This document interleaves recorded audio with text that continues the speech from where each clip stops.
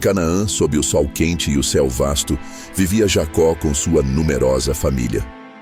Entre seus 12 filhos, um se destacava: José. Fruto de seu amor pela esposa Raquel, José era o filho mais amado de Jacó, nascido em sua velhice.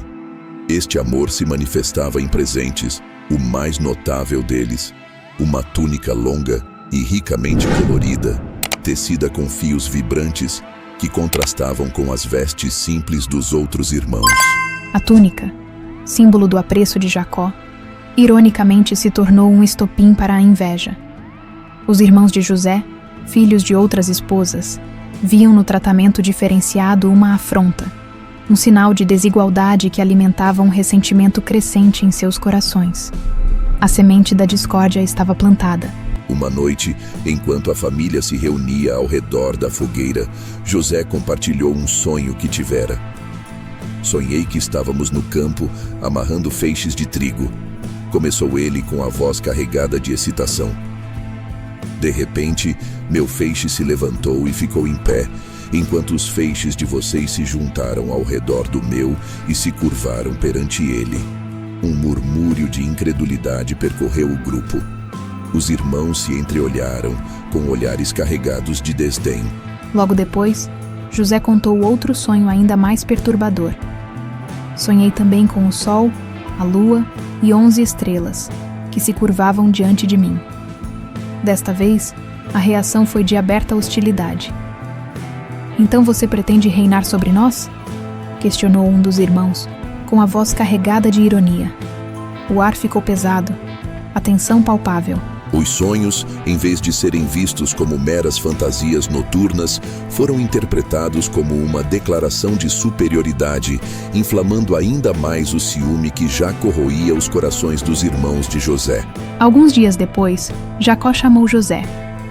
Seus irmãos estão pastoreando o rebanho perto de Dotã, disse ele com a voz preocupada. Vá até lá e veja se está tudo bem com eles e com os animais. Traga-me notícias.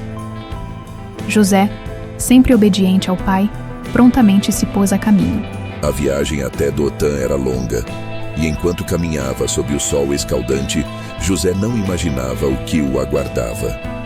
A tensão criada pelos sonhos pairava no ar, e a missão aparentemente simples se transformaria em um terrível divisor de águas em sua vida.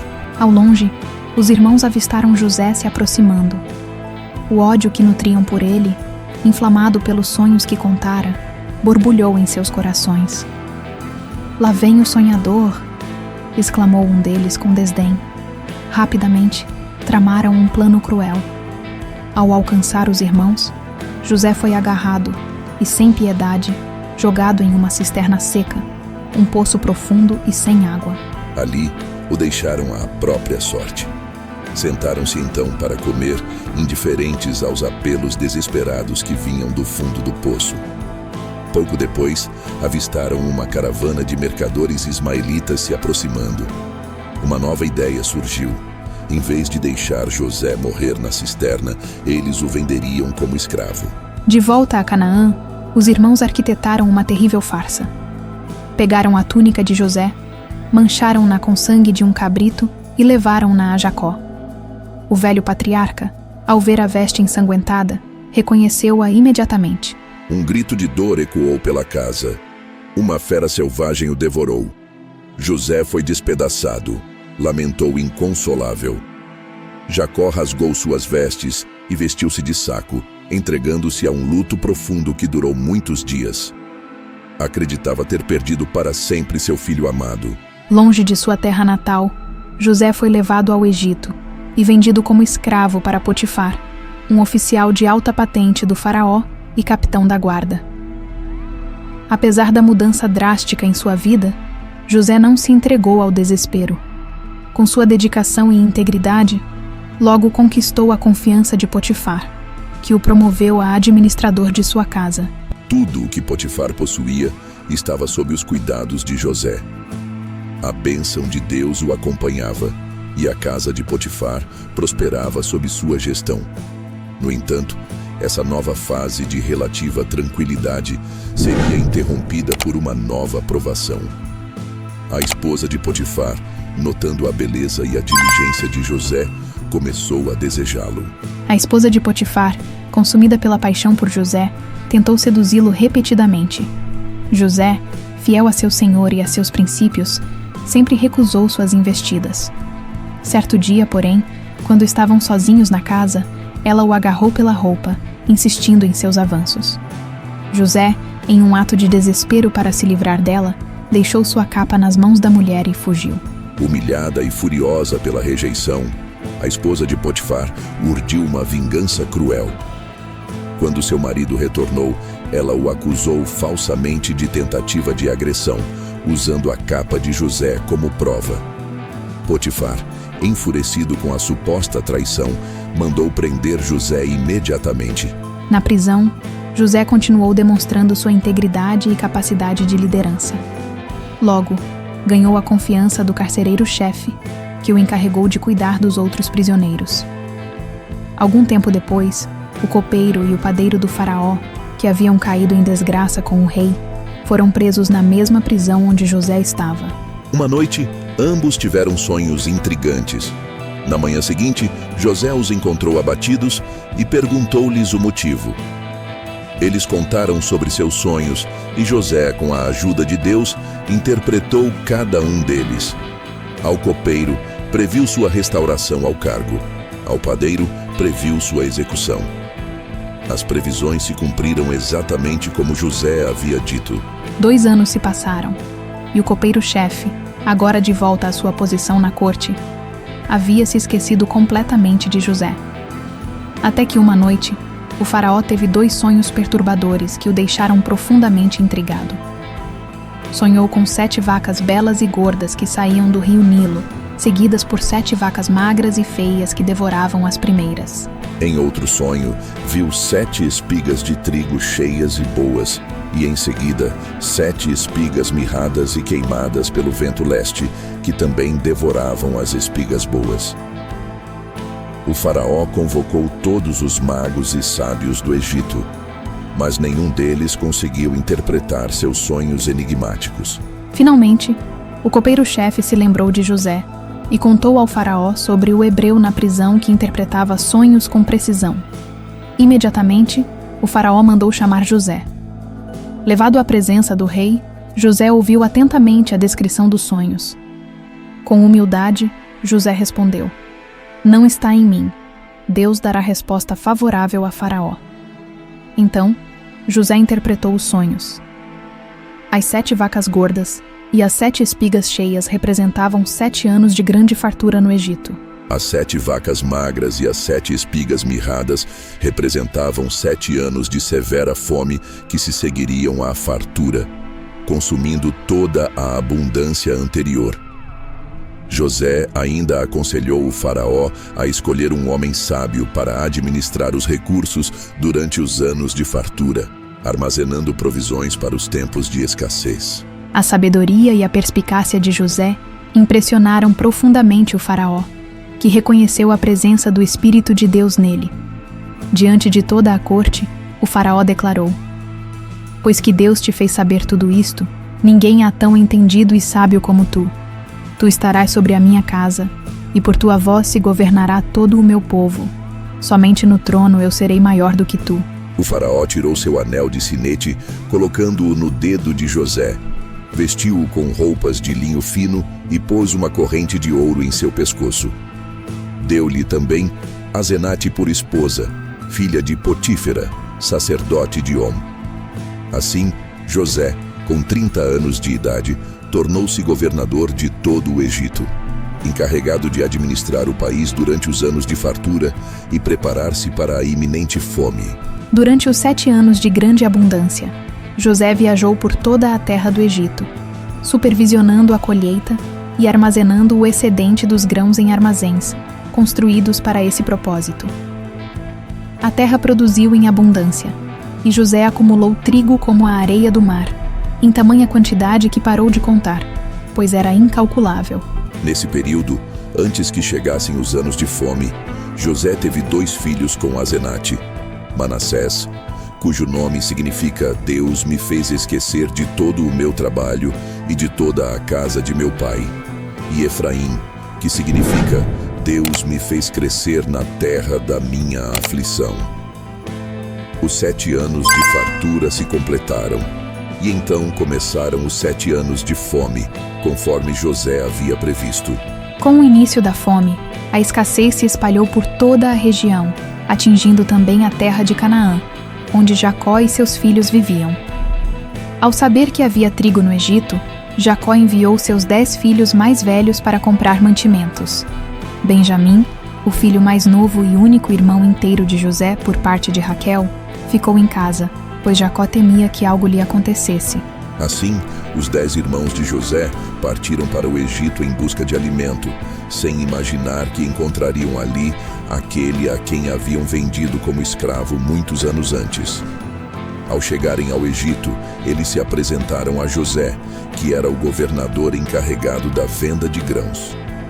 José os reconheceu imediatamente, mas eles não o reconheceram. José, vendo seus irmãos curvados diante dele, lembrou-se dos sonhos que tivera quando jovem. Sem se revelar, falou-lhes asperamente, acusando-os de serem espiões. Eles negaram, explicando que eram 12 irmãos, filhos de um mesmo pai em Canaã, e que o mais novo havia ficado com o pai.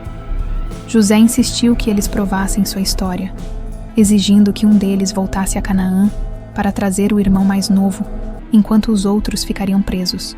Após 3 dias de prisão, José mudou sua estratégia, permitindo que 9 deles voltassem para casa com o trigo, enquanto um permaneceria como refém até que trouxessem o irmão Benjamim.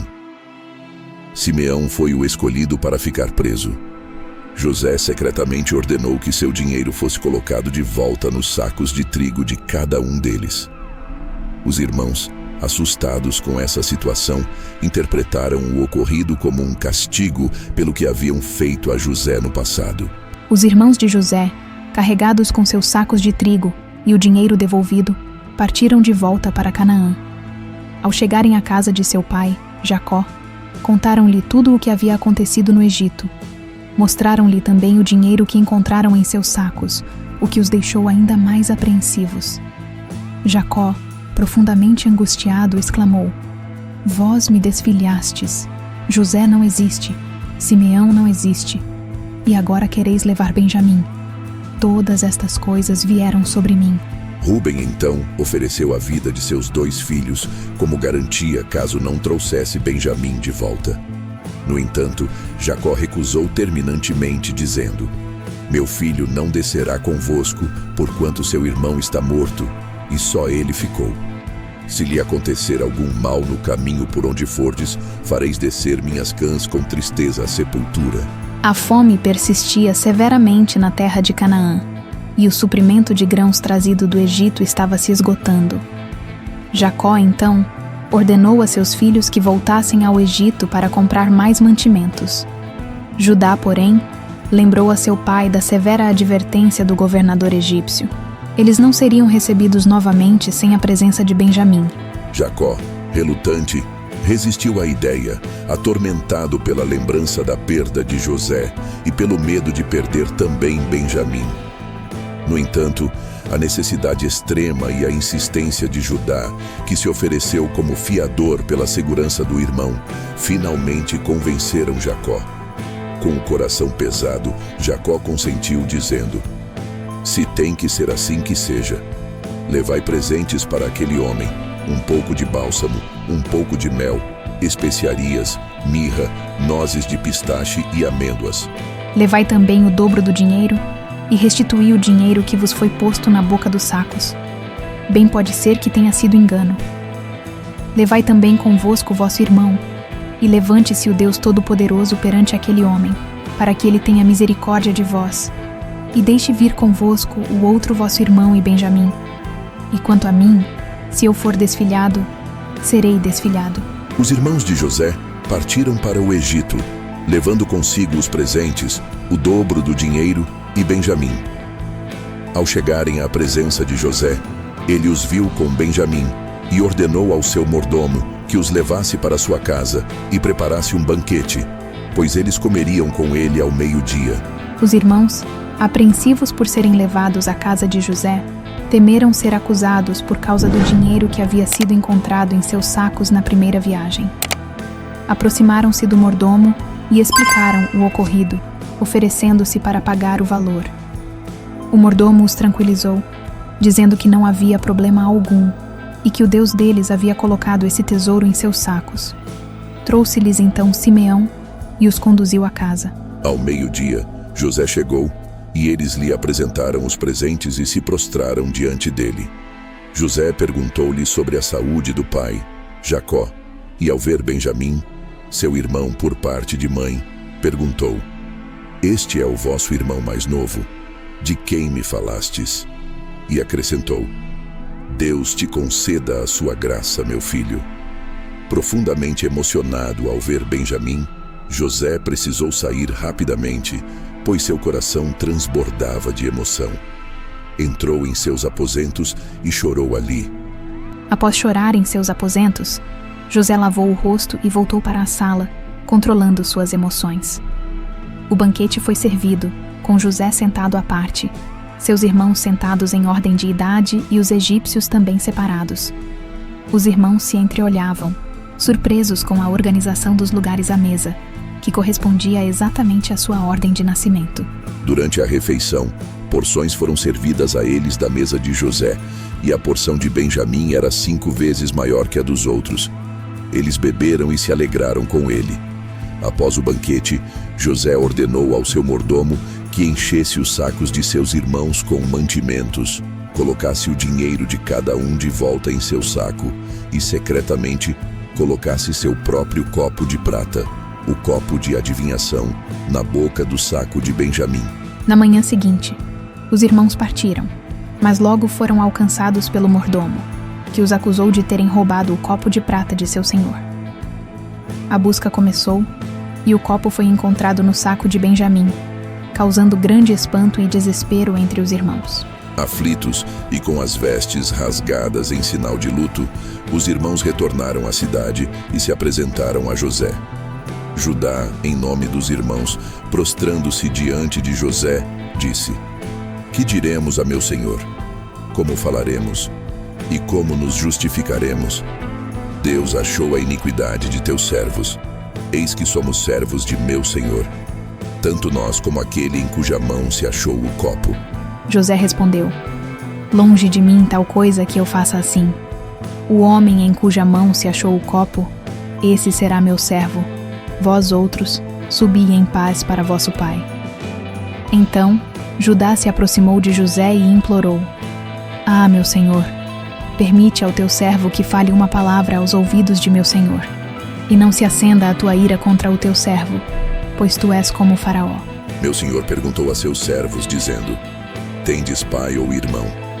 E nós dissemos a meu senhor: Temos um velho pai e um filho pequeno, da sua velhice, o menor, e um irmão dele é morto, e só ele ficou de sua mãe, e seu pai o ama.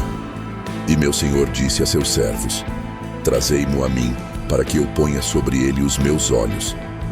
E nós dissemos a meu senhor: O moço não poderá deixar a seu pai, porque se deixar a seu pai, este morrerá. Então, disseste a teus servos: Se vosso irmão mais novo não vier convosco, não vereis mais a minha face. Aconteceu, pois, que subindo eu a meu pai, teu servo, relatei-lhe as palavras de meu senhor, e disse nosso pai: Voltai, comprai-nos um pouco de mantimento. E nós dissemos: Não podemos descer, mas se nosso irmão menor for conosco, então desceremos, porque não poderemos ver a face do homem, se nosso irmão menor não estiver conosco. Então, disse-nos teu servo, meu pai: Vós sabeis que minha mulher me deu 2 filhos, e saiu um de mim, e eu disse: Certamente foi despedaçado, e até agora não o vi. Se também levardes este de diante de mim, e lhe acontecer algum mal, fareis descer minhas cãs com tristeza à sepultura. Agora, pois, indo eu a teu servo, meu pai, e não estando conosco o moço, cuja vida está ligada à sua, acontecerá que, vendo ele que o moço ali não está, morrerá. E teus servos farão descer as cãs de teu servo, nosso pai, com tristeza à sepultura. Porque teu servo se deu por fiador do moço para com meu pai, dizendo: se eu não o trouxer a ti, então para sempre serei culpado para com meu pai.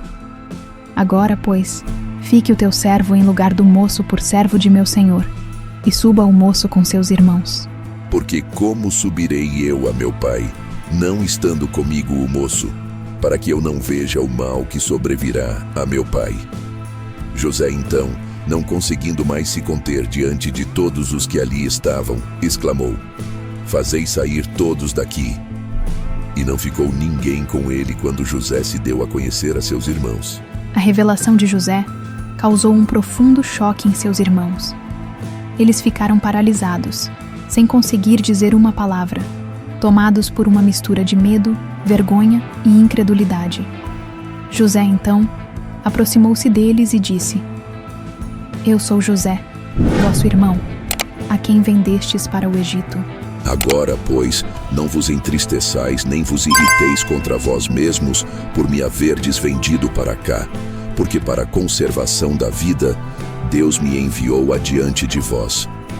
Porque já houve 2 anos de fome no meio da terra, e ainda restam 5 anos em que não haverá lavoura nem cega.